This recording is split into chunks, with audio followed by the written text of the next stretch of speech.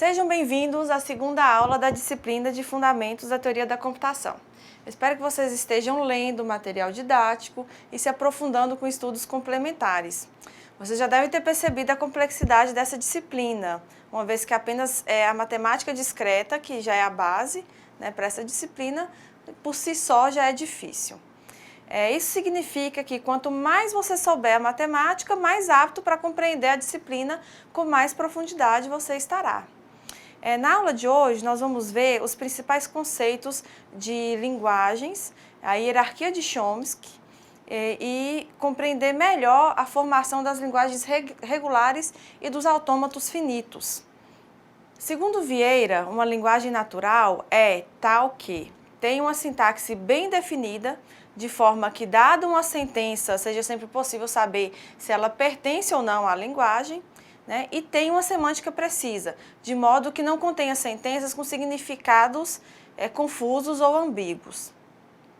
As linguagens formais são úteis não só na matemática, mas também nas áreas que a utilizam como ferramenta, como a física, a química e a computação. Nós sabemos que, no caso da computação, elas têm uma importância enorme para o desenvolvimento de sistemas e resolução de problemas computacionais. Então, podemos citar como exemplos de linguagens formais o HTML, o Java, o PHP, C++, dentre outras linguagens. Além disso, toda linguagem tem um alfabeto associado. Nós dizemos que um alfabeto é um conjunto finito, não vazio de elementos que serão referidos como símbolos. Podemos ver alguns exemplos de alfabetos aí no slide, como o conjunto de caracteres de teclado, por exemplo. No slide aí nós temos o conjunto finito, não vazio, de símbolos, que nós chamamos de alfabeto. Então, na primeira opção, nós temos o alfabeto com o elemento 1. Na segunda, nós temos aí um alfabeto que contém os elementos 0 e 1. E no terceiro, os elementos A, B e C. Então, através desses elementos A, B e C, por exemplo, eu poderia formar conjuntos de caracteres, combinações que nós chamamos de palavra ou de cadeia. E se eu tomar, então, conjuntos de caracteres do teclado, nós teríamos também um exemplo de alfabeto. Já uma palavra, uma cadeia, então, sobre um alfabeto sigma, é uma sequência finita de símbolos de sigma. Nós podemos representar o comprimento de uma palavra como representamos o módulo em linguagem matemática. Então, o módulo de W será o número de símbolos de W.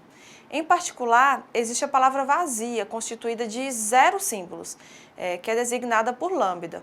Portanto, o tamanho de lambda será sempre 0. Nós podemos ver no exemplo do slide o alfabeto formado pelos elementos 0 e 1. Então, nós temos como cadeias ou como palavras deste alfabeto o lambda, que é uma palavra vazia, e ele pertence, por definição, a todos os alfabetos. Nós temos a palavra 0, a palavra 1, a palavra 00, a palavra 01, 10, 11, 000 e etc, etc. Quer dizer, assim por diante. Nós poderíamos formar inúmeras palavras aí decorrentes desse alfabeto 0 e 1. Uma linguagem sobre um alfabeto sigma é um conjunto de palavras sobre sigma, denotado o conjunto de todas as palavras sobre sigma por sigma asterisco. Então, temos uma linguagem sobre sigma, qualquer subconjunto de sigma asterisco, certo? Vamos ver alguns exemplos no slide. Nós temos aí que uma linguagem sobre sigma é um subconjunto de sigma asterisco. Então, por exemplo, nós poderíamos citar o conjunto vazio, que é um subconjunto de qualquer conjunto. Nós podemos citar o lambda, que é uma palavra vazia, uma cadeia vazia. O lambda e o 0, ou se eu colocar, por exemplo, em termos de W pertence ao sigma asterisco, tal que o tamanho de W seja entre 1 e 5, inclusive, eles, ou um O elevado a N, tal que N é um número primo. Ou posso definir um O elevado a N vezes 1 elevado a N, tal que N seja pertencente aos números naturais. né? Então, nós temos diversas formas de dizer sobre um conjunto de cadeias que pode ser formado em cima de um alfabeto, portanto, definindo uma linguagem sobre esse alfabeto. Como uma linguagem é um conjunto, pode-se lançar a mão das operações sobre conjuntos que vimos na aula passada. Assim, por exemplo, se L1 e L2 são linguagens sobre os alfabetos sigma 1 e sigma 2, nós temos que as propriedades sejam as linguagens L1 sobre o sigma 1 e o L2 sobre o sigma 2. Então, nós poderíamos dizer que L1, união com L2, a união dessas duas linguagens, também é uma linguagem sobre a união sobre esses dois alfabetos, sigma 1 e sigma 2. Uma outra propriedade da interseção vai dizer que L1, interseção com L2, é uma linguagem também, né, a interseção sobre essas duas linguagens, é uma linguagem também sobre a interseção desses dois alfabetos, sigma 1 e sigma 2. Nós podemos dizer também que a linguagem 1 menos a linguagem 2 é uma linguagem também sobre o alfabeto sigma 1. Nós ainda temos como propriedades que o complemento da linguagem 1, né, vai ser igual o sigma 1 asterisco menos o L1, que também vai ser uma linguagem sobre o sigma 1. E o PL1, né, que é todo o conjunto de linguagens possíveis, isso por definição nós vamos usar essa notação, que o PL1 vai ser todo o conjunto de linguagens possíveis sobre o sigma 1.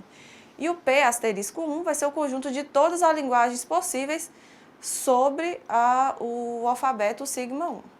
Nós temos também uma operação que vai ser chamada de concatenação de palavras, quando eu posso unir cadeias de caracteres formando novas cadeias de caracteres, né? Então, a concatenação de X é igual a A1, A2, assim por diante, até AM, e Y, que é o B1, B2, até o BM, é um XY, né, que vai ser a união desses caracteres, A1, A2 até o AM, já unido com B1, B2 até o BM, né?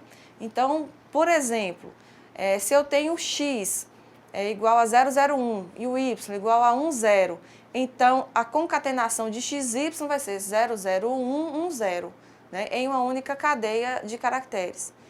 Agora eu tenho por definição que o lambda W é igual ao W lambda, né, nessa concatenação, que é igual ao próprio W, já que o lambda é um conjunto de caracteres vazio. Isso é por definição para qualquer palavra W.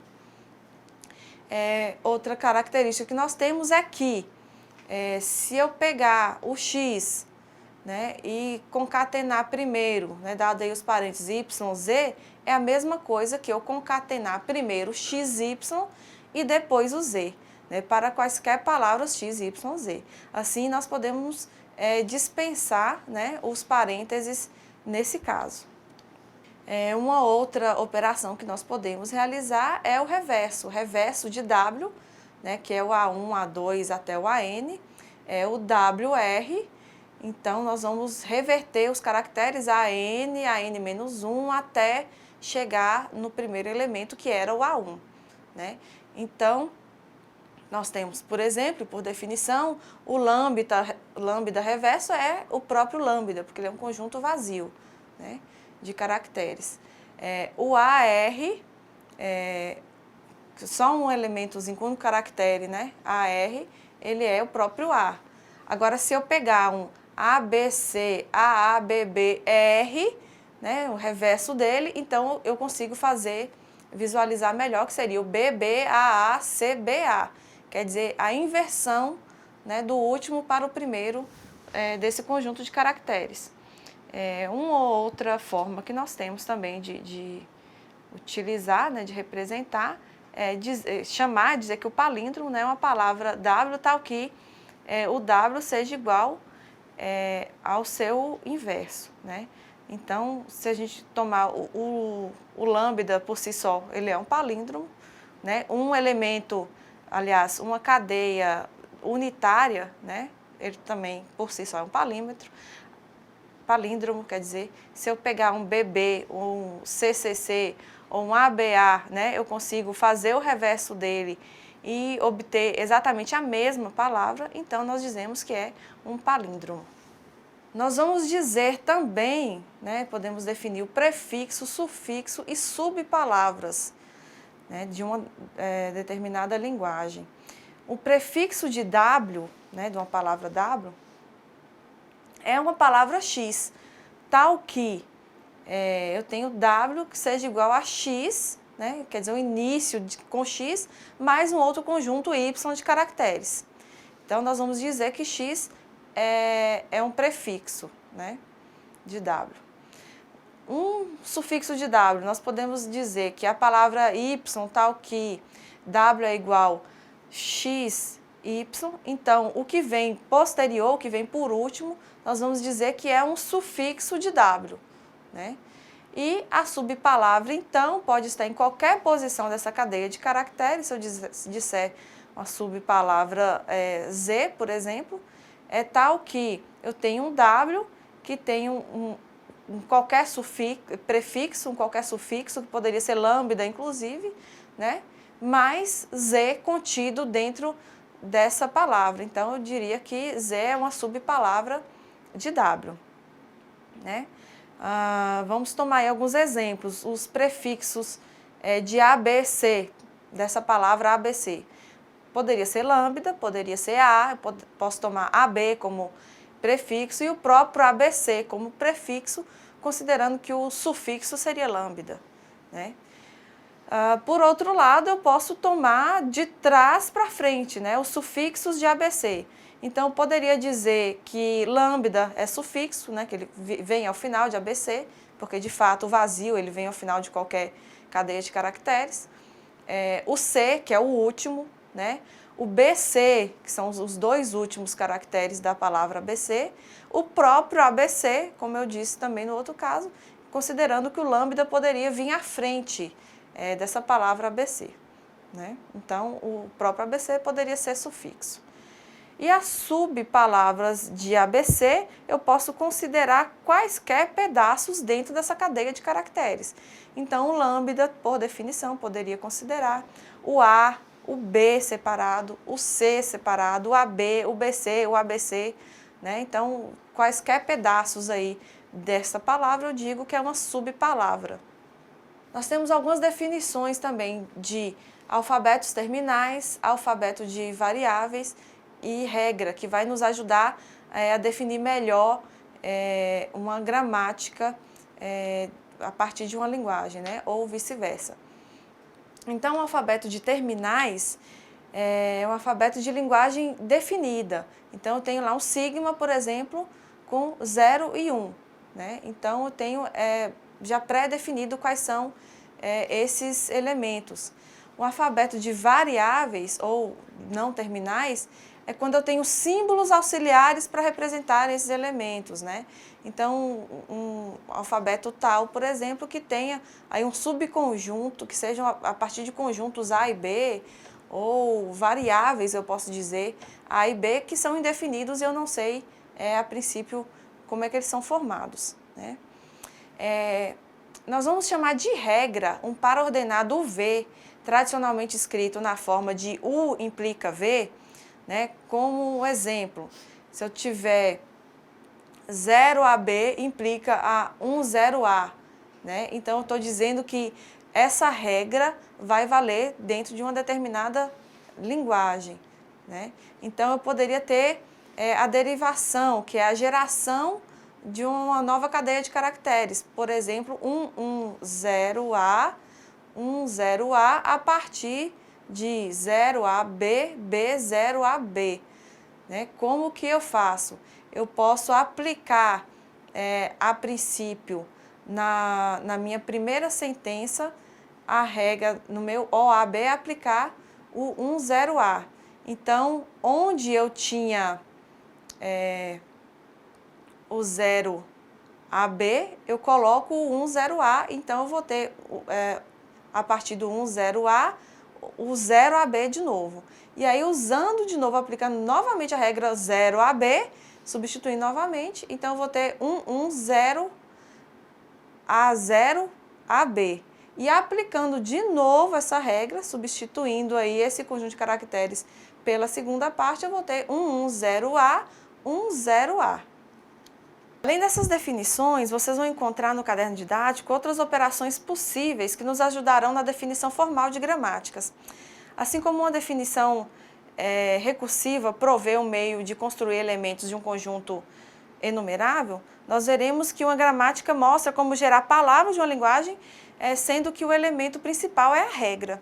Uma regra é um par ordenado, então o V, tradicionalmente escrito nessa forma de implicação, né, isso é, U implica V, em que U e V são palavras que podem conter símbolos de dois alfabetos disjuntos, um com símbolos denominados variáveis e o outro com símbolos chamados de terminais. As variáveis são símbolos auxiliares na geração das palavras da linguagem, como vimos no exemplo, enquanto que um conjunto de terminais nada mais é que o alfabeto da linguagem definida. As variáveis, então, são símbolos auxiliares para a geração das palavras da linguagem, enquanto que o conjunto de terminais nada mais é que o alfabeto da linguagem definida. Uma gramática é, então, definida como uma quádrupla V sigma RP. E nós vamos dizer, então, que V é um conjunto finito de elementos denominados variáveis, que o sigma é um alfabeto, né? V, união, aliás, interseção com sigma vai ser vazio. E R, então, está contido nessa união de V sigma, né? Cartesiano com o V sigma asterisco. Então, é um conjunto finito de pares ordenados que nós vamos chamar de regras. Através desses pares ordenados, nós teremos as regras que dará a definição para a linguagem. P pertence, então, a V e é uma variável conhecida como variável de partida. Esse é um aspecto importante referente à definição rigorosa das linguagens formais, pois a maioria das linguagens de interesse contém, se não uma quantidade finita, ao menos um número finito, porém muito grande de palavras. Por isso há um interesse muito grande em relação aos métodos que permitam especificar as linguagens, né, sejam elas finitas ou não, através de representações finitas. Por outro lado, nem todas as linguagens podem ser representadas por meio de uma especificação finita. No caderno didático serão considerados 3 métodos, dentre os quais, dentre os mais empregados para as representações finitas de linguagem. As gramáticas, que, como vimos, correspondem a uma especificação finita de dispositivos de geração da palavra, né? Um dispositivo desse tipo deve ser capaz até de gerar toda e qualquer palavra pertencente à linguagem definida pela gramática e nada mais que isso. Assim, as palavras não pertencentes à linguagem não devem ser geradas pela gramática em questão. Essa forma de especificação é aplicável para linguagens finitas e infinitas. Nós teremos também os reconhecedores, ou simplesmente autômatos, como chamaremos de agora para frente, que correspondem às especificações finitas de dispositivos de aceitação de palavras. Então, um dispositivo desse tipo deverá aceitar toda e qualquer palavra pertencente à linguagem por ele definido e rejeitar todas as palavras que não pertencem à linguagem. O método é aplicável para a especificação formal de linguagens finitas e infinitas. E, por último, nós teremos as enumerações, que relacionam de forma explícita e exaustiva todas as palavras pertencentes à linguagem a ser especificada. Toda e qualquer palavra pertencente à linguagem deve conter nesta relação. As palavras não pertencentes à linguagem, então, não fazem parte dessa relação. Aplicam-se apenas para a especificação de linguagens finitas e preferencialmente não muito extensas. O estudo sistemático das linguagens formais teve um forte impulso ao final da década de 1950, quando o linguista Noam Chomsky publicou 2 artigos representando o resultado de suas pesquisas relativas à classificação hierárquica dessas linguagens. Até então, a teoria dos autômatos se apresentava razoavelmente evoluída, porém, a das linguagens formais ainda não se havia de fato estabelecido como disciplina. A partir da publicação desses artigos, então, houve uma significativa concentração de pesquisas na área das linguagens formais e a teoria resultante, juntamente com a teoria dos autômatos, teve a oportunidade de se consolidar definitivamente a partir do final da década de 1960, como uma disciplina coesa, fundamental para as áreas de engenharia da ciência da computação.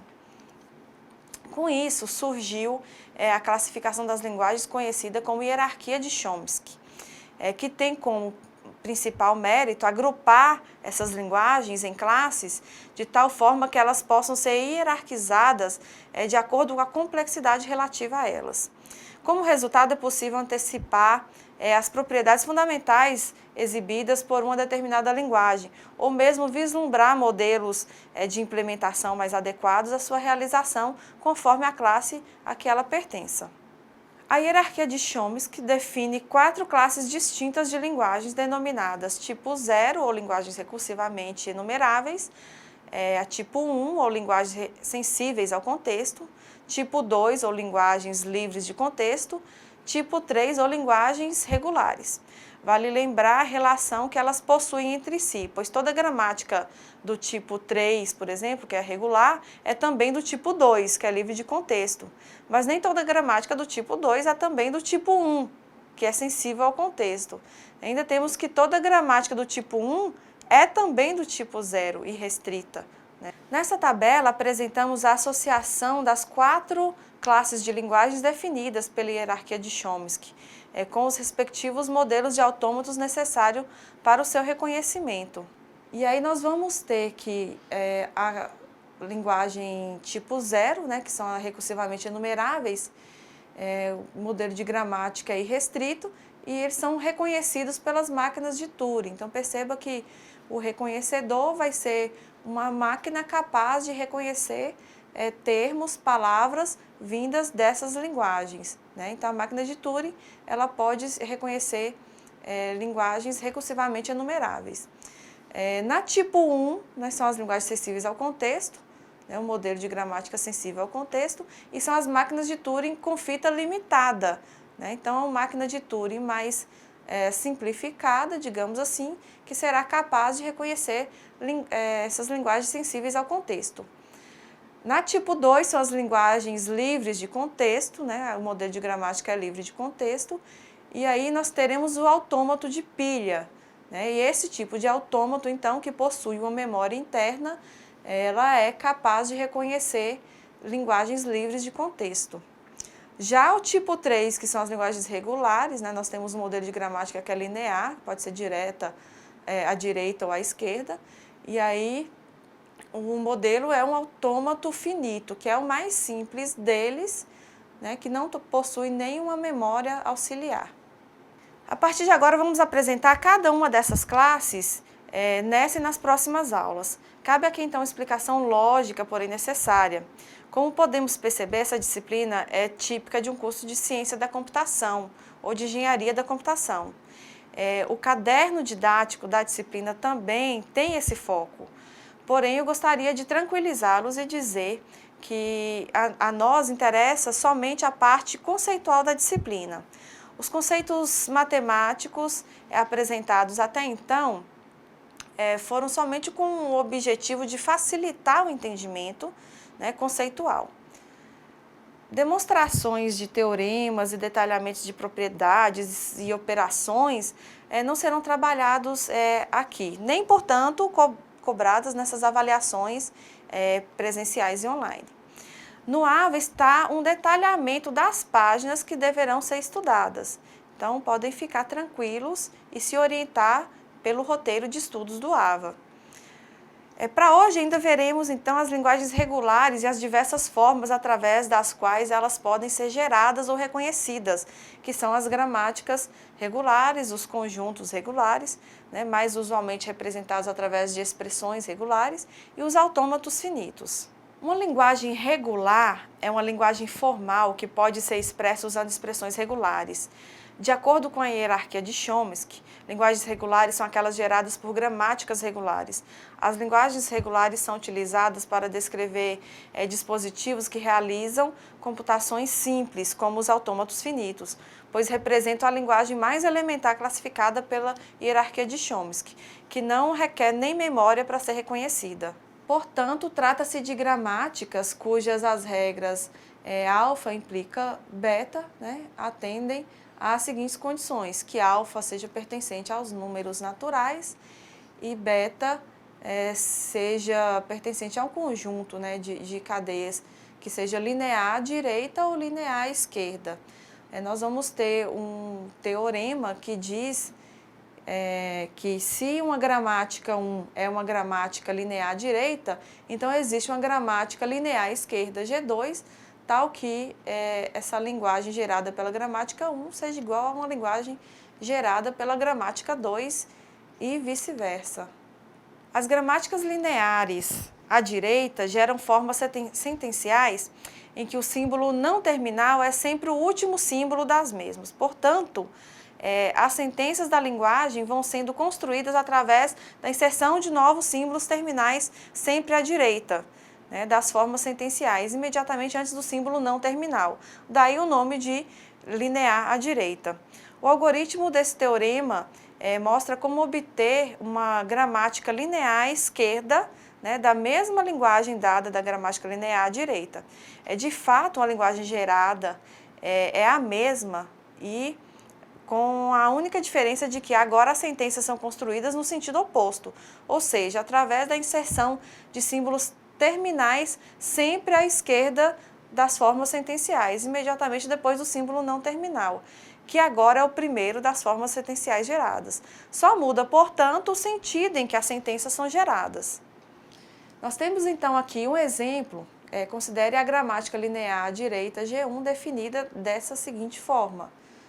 Eu tenho que o S implica em AS, o S implica em BS, o S implica em P, o P implica em CQ, o Q implica em CR, o R em DR e o R em D. Então, esse é um conjunto de regras, né, que definem essa gramática G1.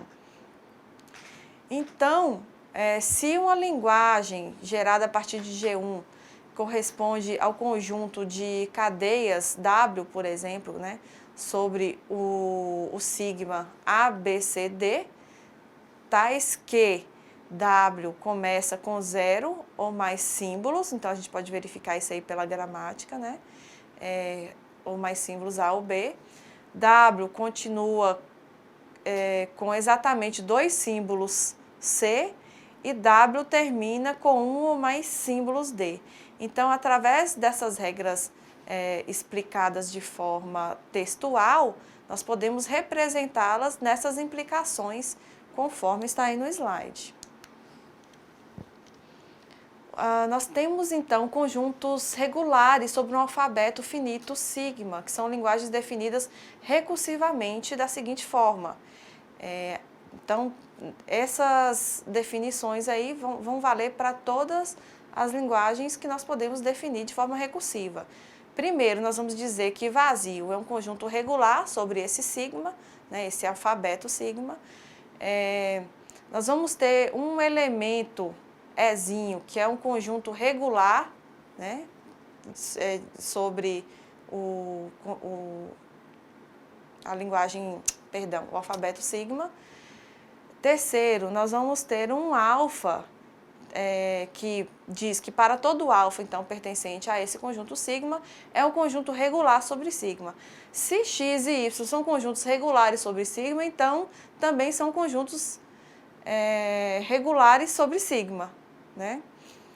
Nós vamos ter o conjunto x, nós vamos ter a união de x e y, nós podemos ter também a notação aí para multiplicação desses conjuntos x e y, né, que vai ser denotado simplesmente por xy, e nós vamos ter também o x asterisco. Então, um exemplo, eu posso ter uma linguagem, né, seja L definida como 0 elevado a m vezes O vezes 1 elevado a m, né, tal que o M seja maior ou igual a zero, o N seja maior ou igual a zero, sobre um conjunto alfabeto sigma 0 e 1. Então, a linguagem é formada por sentenças em que a concatenação de um número arbitrário de símbolos, zero, né, incluindo o nenhum, né, o vazio, se concatena com a concatenação de um número também arbitrário de símbolos 1, incluindo um zero, um nenhum. Portanto, se eu representar na forma de conjunto, essa linguagem gerada a partir do conjunto sigma 0, 1, eu poderia ter essa linguagem que teria um Ezinho, uma expressão regular qualquer, né? Um conjunto regular qualquer, um elemento 0, um elemento 1, um elemento 0, 0, 0, 1, 1, 1 e assim por diante, e todas as combinações possíveis. Da mesma forma como ocorre para os conjuntos regulares, as expressões regulares sob o alfabeto sigma podem também ser definidas recursivamente da seguinte forma. Vazio é uma expressão regular e denota o conjunto regular vazio, né, por definição. O Ezinho, eu estou chamando de Ezinho, mas na verdade a gente pode perceber que é uma letra grega, né, que é o epsilon, né, é uma expressão regular e denota também um conjunto regular. E cada alfa, sendo alfa pertencente a esse sigma, é uma expressão regular e denota um conjunto regular também. Né? Toda vez que a gente for descrever isso aí de forma matemática, nós temos que lembrar dessa tabela de precedência que vai dizer que a precedência mais alta é o operador de fechamento, né, que nós representamos como o x asterisco. Seguindo, vem uma precedência intermediária, quer dizer, o seguinte, né, a seguinte operação a ser realizada é a de concatenação, que aí nós estamos representando como um ponto, uma multiplicação, né, que seria o xy, e de precedência mais baixa seria a operação de união, né, que nós vamos representar aí com barra, o x barra y ou o x mais y, simplesmente como união.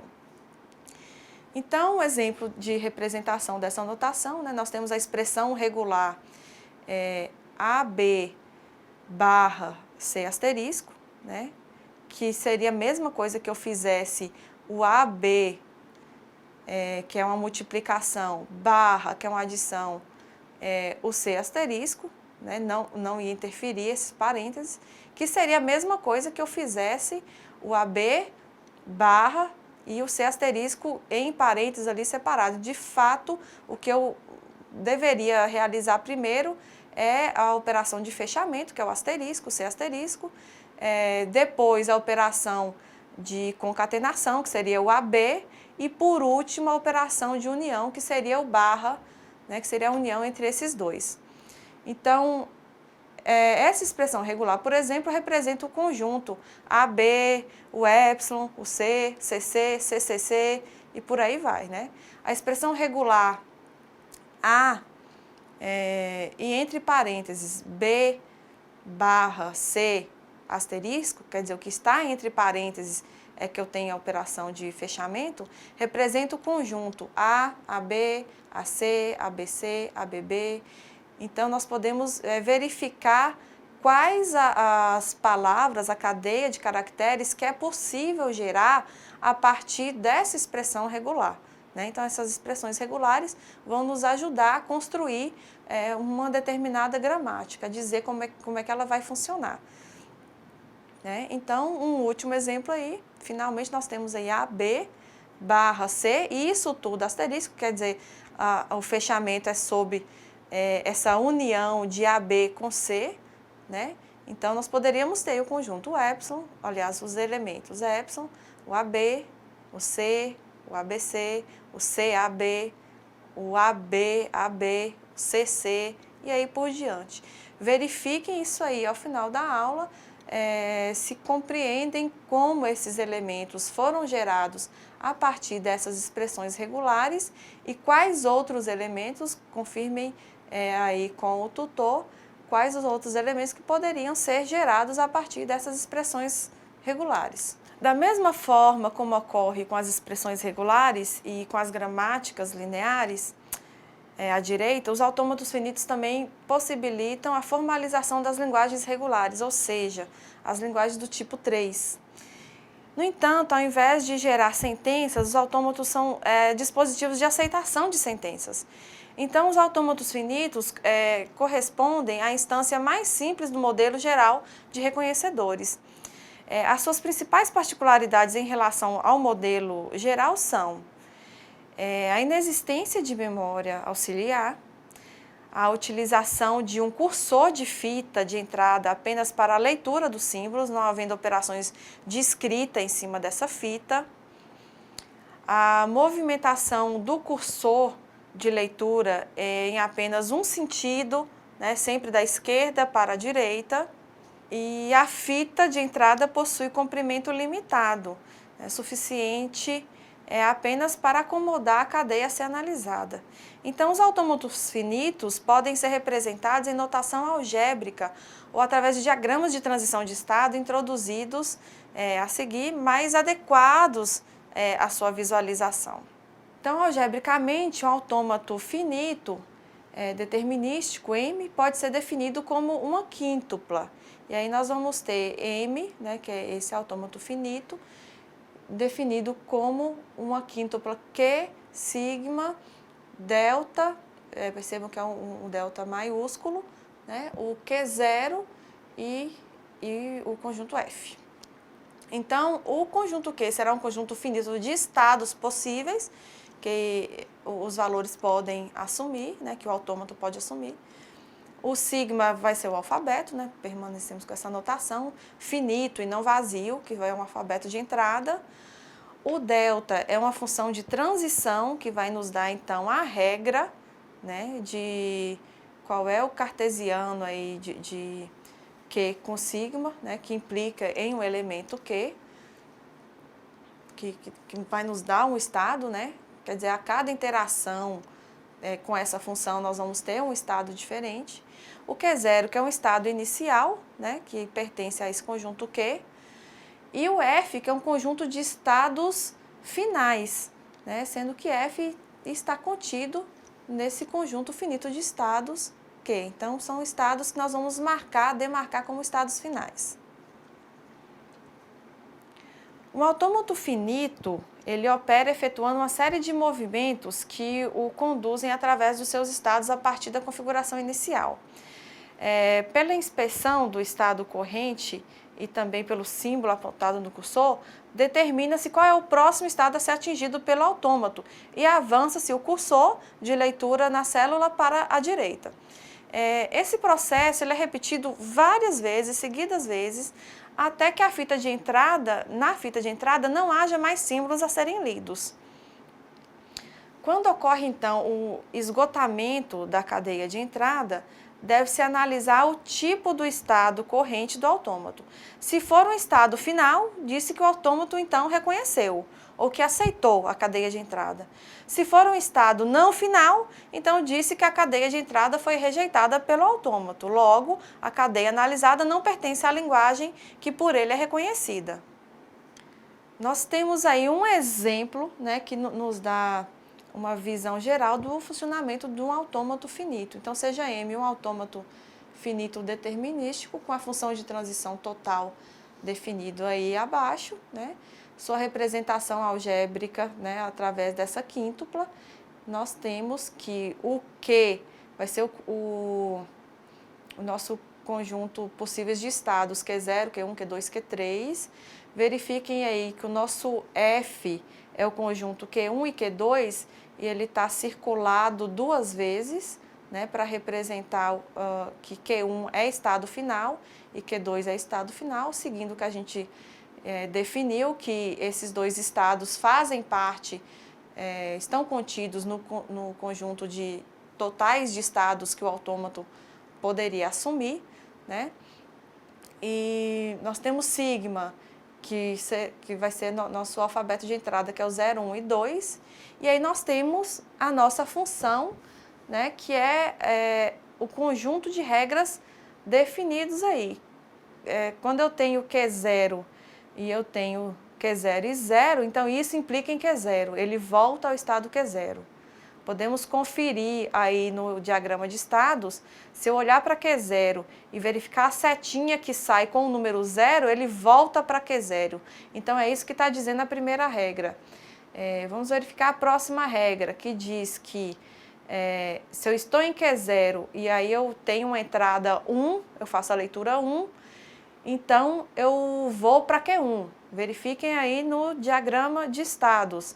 Se eu estou em Q0 e aí eu tenho o valor de entrada 1, eu vou para Q1, certo? Que além de tudo também é um estado final. Se parasse então nesse momento, eu diria que essa cadeia seria aceita, né?